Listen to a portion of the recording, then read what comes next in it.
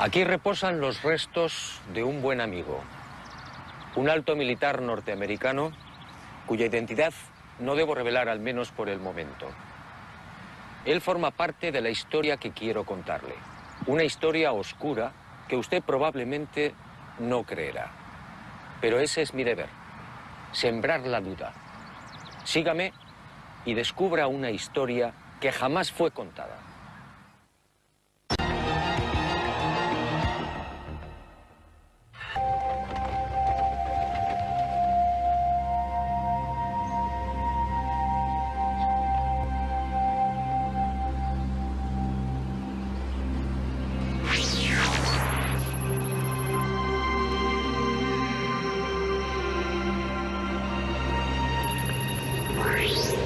Antes de entrar de lleno en las claves de esta historia, permítame un apunte que guarda estrecha relación con lo que quiero contarle.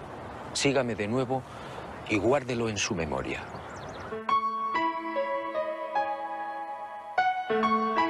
Además de esas viejas y románticas ideas sobre la Luna y de la literatura más o menos fantástica sobre los viajes a nuestro enigmático satélite natural, la historia de la humanidad aparece igualmente repleta de otros no menos misteriosos fenómenos registrados en la superficie lunar. En el verano de 1178, al poco de ponerse el sol, un grupo de monjes de la Catedral de Canterbury observó en el filo de la Luna un formidable resplandor acompañado de gigantescas llamaradas. En 1789, el astrónomo Schroeder contempló atónito una enorme zona iluminada en la llamada región de los Alpes lunares. A lo largo de ese año, otros observadores dieron fe de la presencia en la superficie de la Luna de increíbles y desconcertantes luces que se movían entre mares y cráteres. En 1820, el también astrónomo François Arago publicó en los Anales de Química y Física el relato de otra asombrosa observación. Durante un eclipse, toda una formación de luces evolucionó sobre la Luna, manteniendo el orden de vuelo durante los virajes. En 1843, el mencionado astrónomo alemán Johann Schroeder asistió a otro fenómeno para el que tampoco se ha encontrado explicación. Al observar el cráter Linné en el Mar de la Tranquilidad, el científico comprobó algo desconcertante. El citado cráter de unos 7 kilómetros de diámetro cambiaba regularmente de forma. Poco después, para asombro de la comunidad científica, el cráter en cuestión desapareció por completo. ¿Qué había ocurrido? En 1971, Apolo 15 sobrevoló la zona y fotografió Linné. El desconcierto de los astrónomos fue total. El cráter Linné solo tenía 2.700 metros de diámetro y estaba allí. En 1877, el astrónomo inglés Klein fue testigo de otras intensas y rápidas luces que se dirigieron al centro del cráter Platón. Una vez en la caldera, las luces se reunieron formando un triángulo. En 1950, el doctor Wilkins era testigo de otro suceso aparentemente imposible. En el centro del cráter Aristarchus se encendió de pronto una gran luz, iluminando una amplia región lunar. Grandes llamaradas en la superficie de la Luna, luces en formación.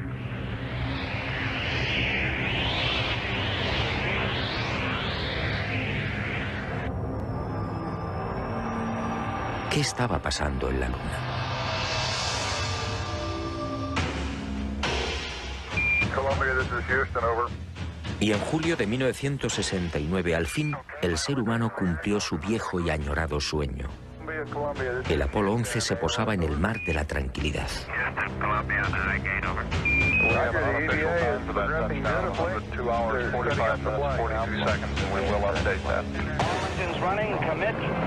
Y el mundo vibró con aquellos primeros y tímidos pasos de Neil Armstrong.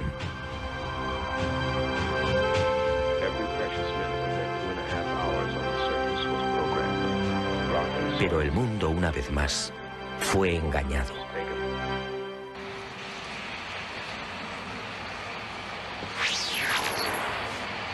Muchos de los que vivimos aquel histórico y emocionante momento nos hicimos la misma pregunta. ¿Por qué ese obsesivo interés por conquistar la Luna? Fue el alto militar norteamericano al que me he referido y al que desde ahora llamaré Mirlo Rojo, quien años más tarde respondería con una información que me dejó perplejo. Una información secreta que muy pocos conocen. Las nuevas generaciones no saben o no recuerdan. A la Luna se fue a investigar, sí, y se ha dicho también que fue una cuestión de prestigio. Una especie de apuesta entre soviéticos y norteamericanos.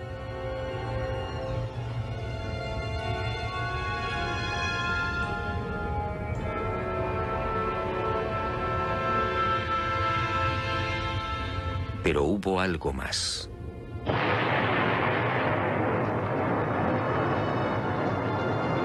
En los años 50, tras la amarga experiencia de la Segunda Guerra Mundial, soviéticos y aliados se embarcaron en una loca carrera de armamento. Aquel periodo fue conocido como Guerra Fría. Una peligrosa etapa en la que llegaron a fabricarse 15.000 bombas nucleares y 9.000 misiles intercontinentales. Y de pronto soviéticos y occidentales experimentaron un brusco giro. De la noche a la mañana, sin aparente justificación, la URSS sorprendió al mundo, situando en órbita el primer satélite artificial, el Sputnik. Era el 4 de octubre de 1957. Y armas nucleares y misiles intercontinentales quedaron en segundo plano. ¿Por qué? Y la opinión pública, atónita, asistió a otra sucesión de acontecimientos no menos desconcertante. Estados Unidos se enganchó también a la incipiente carrera espacial, manteniendo en la sombra su obsesión armamentística. Pero los soviéticos mantuvieron la delantera. Mientras los norteamericanos fallaban una y otra vez en los lanzamientos, el 12 de septiembre de 1959, el Lunik 2 ruso conseguía el primer impacto en la Luna. Poco después, el Lunik 3 enviaba las primeras imágenes de la cara oculta. Y el mundo siguió preguntándose, ¿qué ocurría? ¿Por qué este obsesivo interés por conquistar el espacio y sobre todo la Luna? Pero soviéticos y norteamericanos siguieron guardando silencio sobre sus auténticos intereses. Los humillados norteamericanos recibirían el golpe de gracia el 12 de abril de 1961. Ese día el cosmonauta Yuri Gagarin se convirtió en el primer ser humano que orbitaba la Tierra. Y el mundo, en especial la nación norteamericana, fue sorprendido de nuevo. 44 días después de la hazaña de Gagarin, el presidente Kennedy compareció ante el Congreso, comprometiéndose a lavar el honor del país. En aquella oportunidad, un Kennedy firme y sereno asombró al mundo.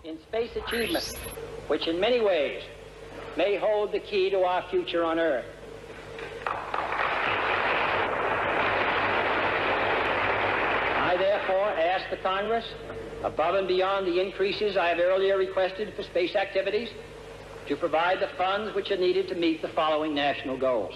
First, I believe that this nation should commit itself to achieving the goal, before this decade is out, of landing a man on the moon and returning him safely to the Earth.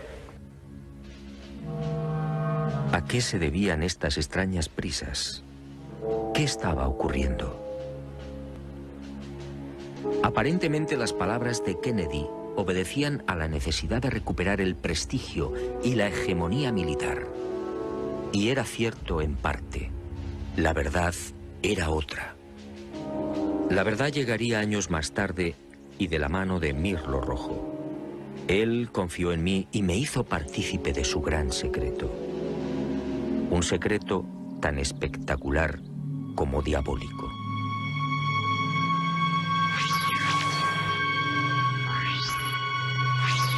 Soviéticos y aliados mintieron a la hora de justificar aquella loca carrera espacial. Todo empezó en la década de los años 40, En esas fechas, las intensas oleadas ovni registradas en el mundo pusieron en máxima alerta a los militares soviéticos y aliados. Para ellos estaba claro: aquellos objetos pertenecían a civilizaciones no humanas, civilizaciones muy avanzadas. El mundo nunca lo supo. Aquellos miles de avistamientos fueron la gran razón que impulsó a los militares al referido y brusco giro en la carrera armamentística. Y concibieron la necesidad de fortalecer los sistemas defensivos, concediendo absoluta prioridad al espacio. Los militares no eran ajenos a los extraños fenómenos luminosos que se registraban en la Luna y que venían reportando los astrónomos. Y desde los años 50, tanto Estados Unidos como la antigua URSS redactaron planes concretos para pisar el satélite natural y establecer bases que, según ellos, pudieran controlar y contrarrestar la presencia de estas astronaves no humanas. Horizon fue uno de estos proyectos diseñado en secreto por el Pentágono. Ni siquiera Kennedy tuvo conocimiento del gran plan. Sencillamente fue engañado. Y consideró de buena fe que los Estados Unidos deberían ser los primeros en ese supuesto desafío técnico y científico. Según Mirlo Rojo, la campaña de intoxicación desplegada por las diferentes agencias gubernamentales norteamericanas y los servicios de inteligencia hizo el resto. Kennedy y la opinión pública mordieron el anzuelo. En la noche del 24 al 25 de julio de 1955 se produjo un nuevo incidente ovni que aceleraría los planes de los militares. Esa noche los observatorios astronómicos de Leningrado y Monte Palomar descubrieron un gigantesco cilindro a 500 kilómetros de la Tierra, orbitando a 30.000 kilómetros por hora. El objeto tenía más de 10 kilómetros de longitud. Días después, soviéticos, norteamericanos, franceses e ingleses se reunían en secreto en Ginebra, confirmando sus temores. Aquella formidable máquina, obviamente, no era humana. Pero ocurrió algo imprevisto. Los soviéticos no aceptaron los consejos y directrices de los militares aliados para establecer un proyecto conjunto en el control del espacio. Y el 4 de octubre de 1957, ante la sorpresa del mundo y la irritación de los aliados, tomaron la delantera con el ya referido lanzamiento del Sputnik.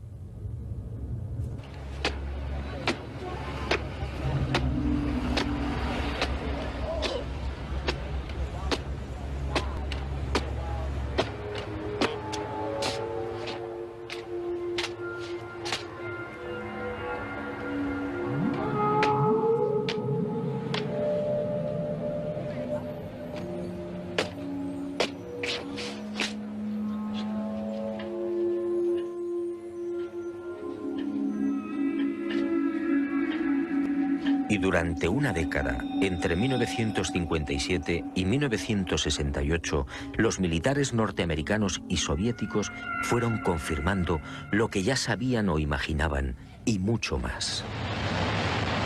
En ese periodo fueron lanzadas más de 20 sondas automáticas que se estrellaron en la Luna o alunizaron suavemente.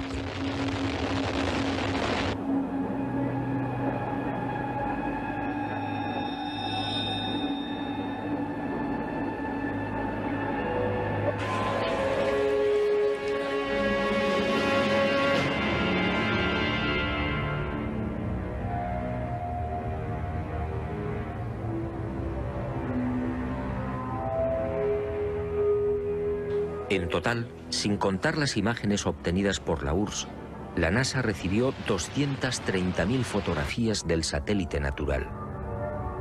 La Luna fue fotografiada en su totalidad y a muy diferentes alturas. Pero los militares que controlaban y controlan la Agencia Espacial Norteamericana no dieron a conocer muchas de esas imágenes. ¿Por qué? ¿Qué mostraban?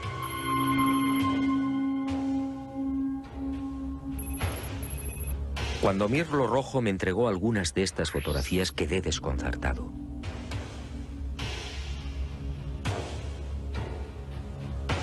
Se trataba de imágenes altamente confidenciales, jamás divulgadas.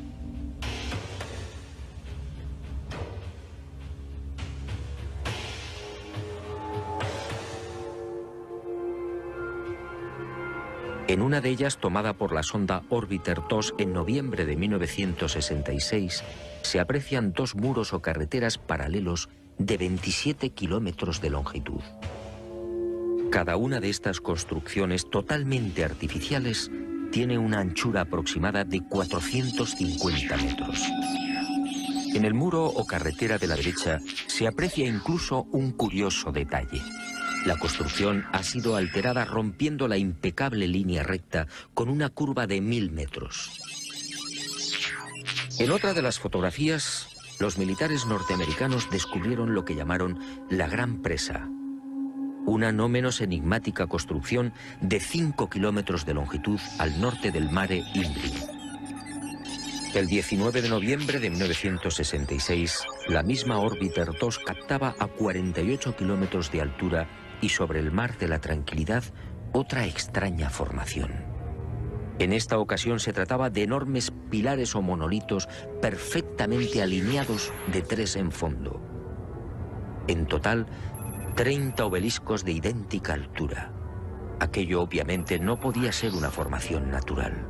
En total, según mi confidente, NASA terminó censurando 900 fotografías. Todas ellas pasaron directamente a los archivos del Pentágono. En ellas se distinguen grandes plataformas, posibles ruinas de edificios o ciudades, carreteras y gigantescas cúpulas. Las sospechas de los militares, en efecto, se cumplieron y prosiguieron con el plan previsto.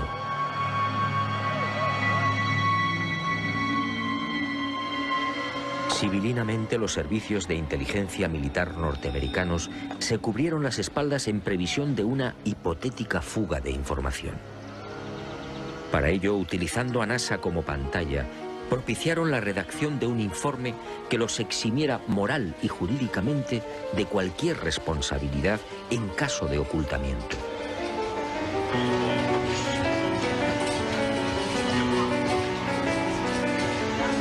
Este documento, conocido como Informe Brookings, redactado por prestigiosos científicos, sociólogos, políticos y economistas, fue presentado a la Cámara de Representantes e impreso en abril de 1961. Curiosamente, un mes antes del célebre discurso de Kennedy en el Congreso. Es decir, cuando NASA, la gran tapadera de los militares, estaba a punto de recibir luz verde y los necesarios dineros para el proyecto Apolo. En este informe, además de reconocer que la vida extraterrestre es una posibilidad real, se aconseja a NASA que no difunda los posibles hallazgos que pueda encontrar en la carrera espacial. En la página 215, en la sección titulada Implicaciones de un descubrimiento de vida extraterrestre, el documento señala que la exploración del espacio podría desembocar en el hallazgo de artefactos no humanos. En ese supuesto, continúa el informe Brookings, nuestra civilización se vería amenazada por un irremediable proceso de desintegración, tal y como ha sucedido en la Tierra, en otras épocas y con otros pueblos. Este documento, efectivamente, no deja en buen lugar a la supuesta democracia norteamericana. Hablemos claro. En el informe Brookings, sencillamente, se anima a NASA a ocultar información. Y eso fue lo que hicieron.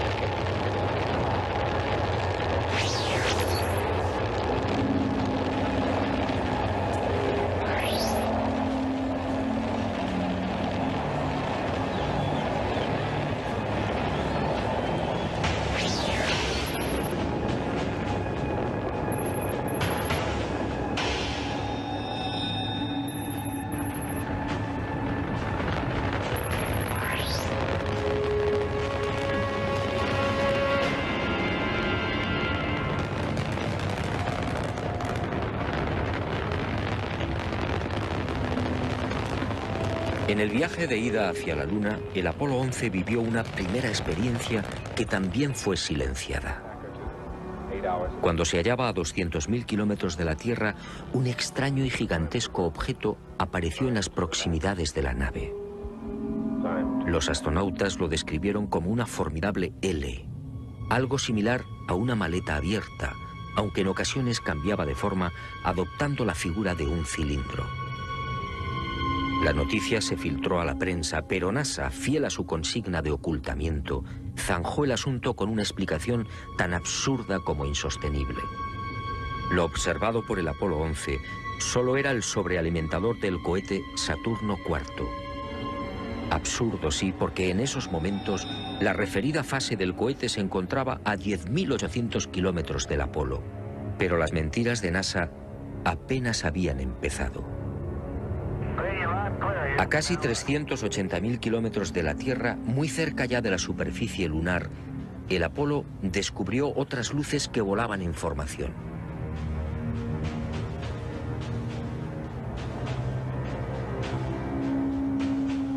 Según Mirlo Rojo, aquellas luces parecían esperar al Apolo 11.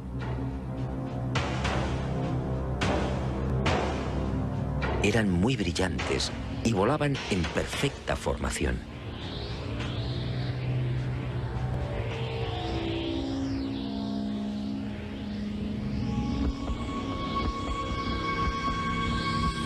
Poco después se alejaron a gran velocidad, desapareciendo hacia la superficie de la Luna. Los astronautas tenían razón. Aquello parecía un recibimiento. Pero lo más espectacular estaba por llegar.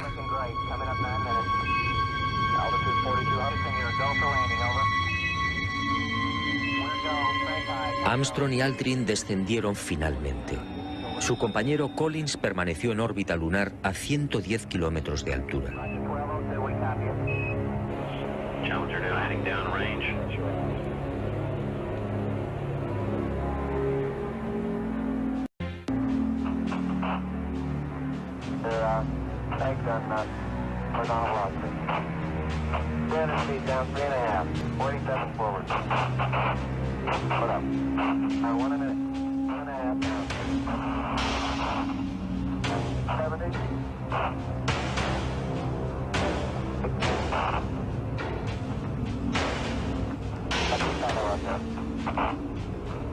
Down at 2.5. 19 forward. Altitude, velocity, right. 2.5 down. 220 feet. 15 forward. Up forward, come down nicely, 200 feet. 4.5 down. 5.5 down. 660, 6.5 down. 5.5 down. 9 forward. Yes. 20 feet. 100 feet, 3.5 down, 9 forward. 5%. 185. 75 feet. That's looking good, down a half. 6 forward. Challenger now heading down range.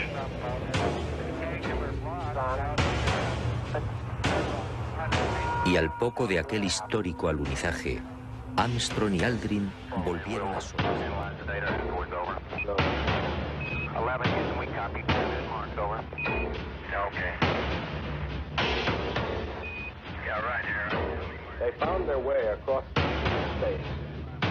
Y llegó el momento culminante, el verdadero objetivo de Apolo 11, la secreta razón que impulsó a los militares a conquistar la Luna.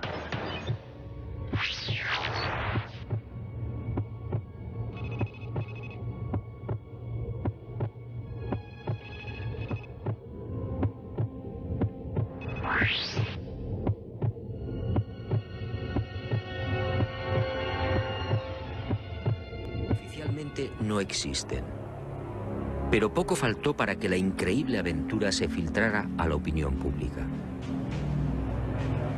Todo se debió a un error de NASA que permitió la publicación en aquel 21 de julio de una escueta e incomprensible noticia. En un teletipo que dio la vuelta al mundo se afirmaba textualmente: El corazón del astronauta Neil Armstrong alcanzó las 160 pulsaciones por minuto al finalizar hoy su paseo lunar, mientras se hallaba trabajando en la dura operación del cargamento de muestras de rocas y suelo lunar.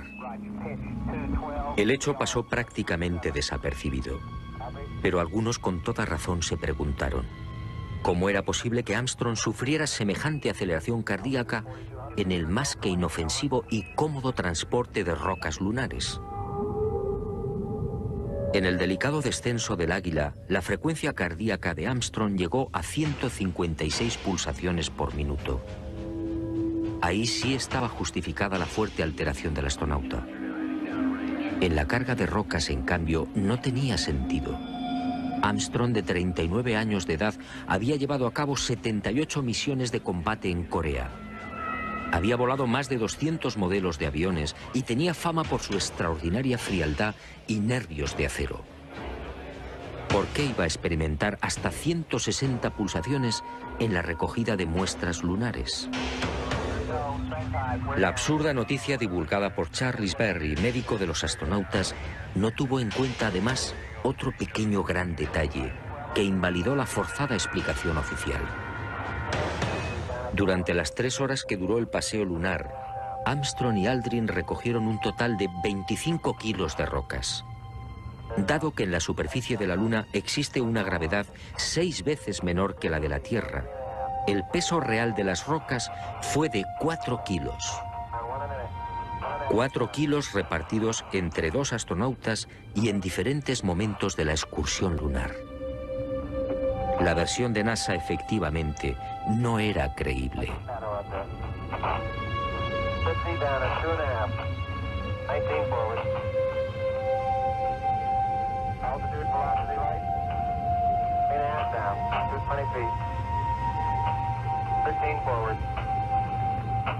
Una vez más, mintieron.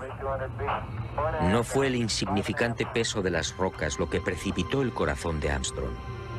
Fue la visión de aquel edificio. A pesar de su excelente preparación física y mental, el astronauta, consciente de la trascendencia de lo que tenía delante, no pudo evitar la lógica e intensa emoción. Y otro tanto sucedió con Aldrin. Pero la frecuencia cardíaca de este último no fue registrada porque los circuitos electrónicos del traje espacial no se hallaban conectados a la consola que recibía la información biomédica.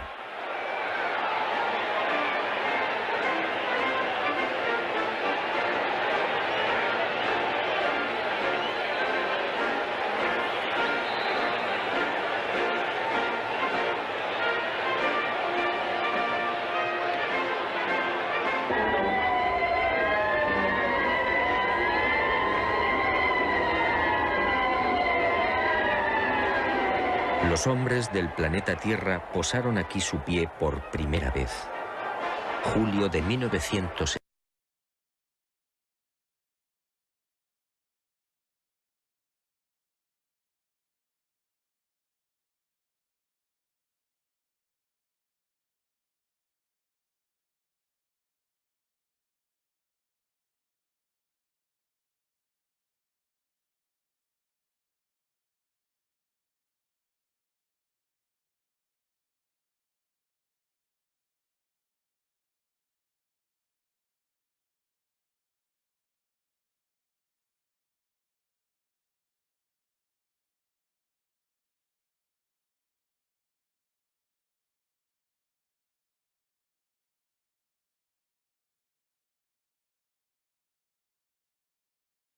El hilo rojo fue contundente.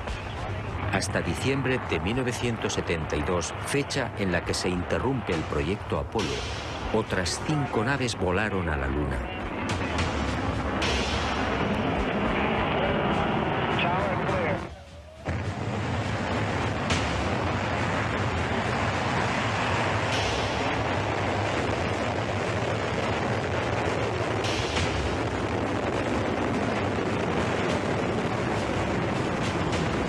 Y volvieron a filmar construcciones. Después, esas edificaciones fueron bombardeadas y destruidas.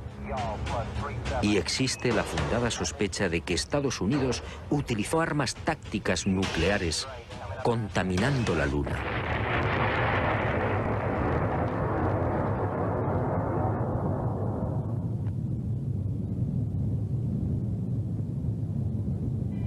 Altitude 42, Houston, you're go for landing, over. We're go, straight time, we're go. Así se cerró la segunda fase del diabólico plan. Los militares norteamericanos no lo consintieron. Esas estructuras podían provocar el caos en la Tierra. Eso dijeron.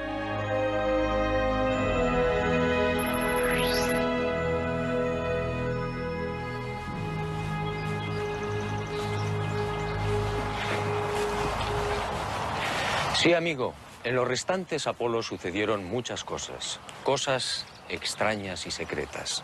Pero esa es otra historia que quizá algún día me decida a contar. Suponiendo, claro está, que siga vivo. Por cierto, desde aquel diciembre del 72 han transcurrido más de 30 años. ¿Estamos pensando lo mismo? ¿Por qué nunca se volvió a la Luna?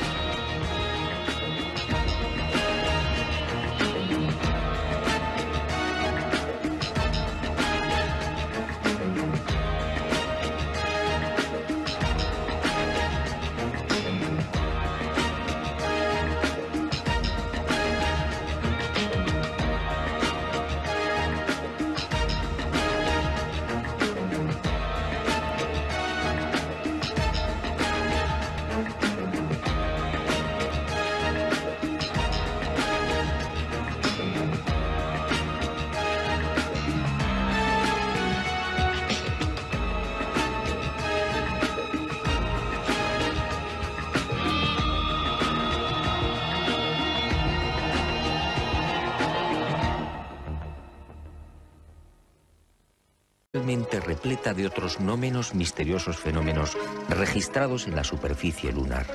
En el verano de 1178, al poco de ponerse el sol, un grupo de monjes de la Catedral de Canterbury observó en el filo de la Luna un formidable resplandor acompañado de gigantescas llamaradas. En 1789, el astrónomo Schroeder contempló atónito una enorme zona iluminada en la llamada región de los Alpes lunares.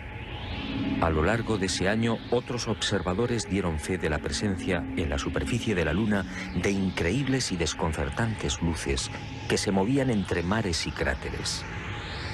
En 1820, el también astrónomo François Arago. En 1971, Apolo 15 sobrevoló la zona y fotografió Linné. El desconcierto de los astrónomos fue total. El cráter Linné solo tenía 2.700 metros de diámetro y estaba allí. En 1877, el astrónomo inglés Klein fue testigo de otras intensas y rápidas luces que se dirigieron al centro del cráter Platón. Una vez en la caldera, las luces se reunieron formando un triángulo. En 1950, el doctor Wilkins era testigo de otro suceso aparentemente imposible. En el centro del cráter Aristarchus se encendió de pronto una gran luz, iluminando una amplia región lunar.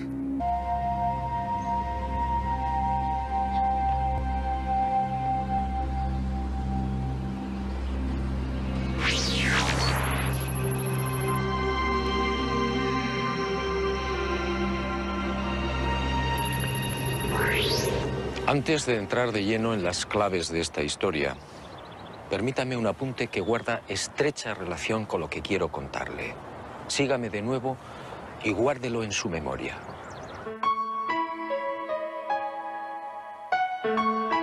Además de esas viejas y románticas ideas sobre la Luna y de la literatura más o menos fantástica sobre los viajes a nuestro enigmático satélite natural, la historia de la humanidad aparece igual.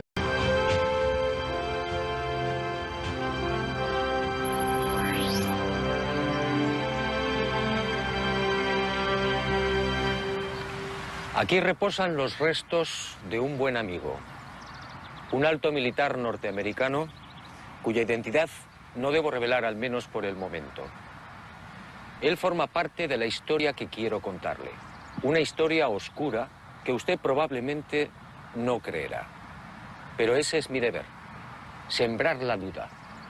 Sígame y descubra una historia que jamás fue contada.